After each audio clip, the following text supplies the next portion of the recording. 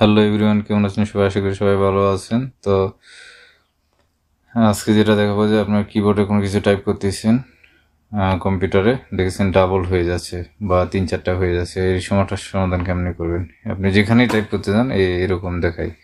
তো তার আগে বলে নিই, আপনি যদি আমার চ্যানেল প্রথম হয় ওই চ্যানেলটা অবশ্যই সাবস্ক্রাইব করবেন এবং পেজ থেকে দেখলে পেজটাকে ফলো করে রাখবেন। তো শুরু করা যাক।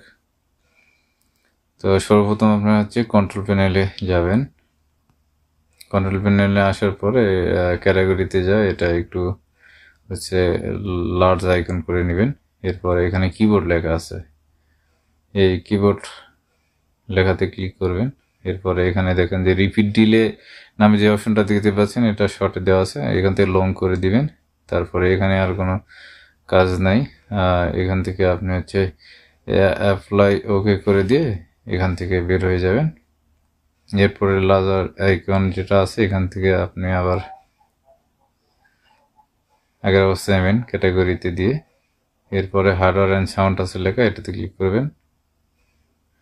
এরপরে এখানে ডান পাশে বাম পাশে দেখছেন ইস অফ এক্সেস লেখা আছে, এখানে ক্লিক করবেন। এরপরে ইস অফ অ্যাক্সেস সেন্টার আছে, এটাতে ক্লিক করবেন। এরপরে নিচে দেখেন যে make the keyboard eraser to use লেখা আছে, এখানে ক্লিক করবেন।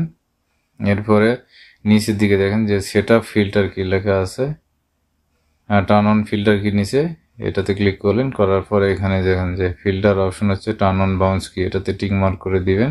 এরপরে অ্যাপ্লাই দিবেন। এরপরে এখানে আর কোনো কাজ নাই।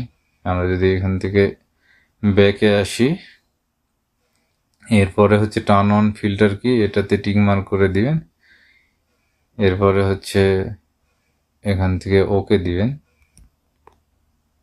আমি ওকে অ্যাপ্লাই ওকে দিলাম। এখান থেকে আমি এখন বের হয়ে যাব।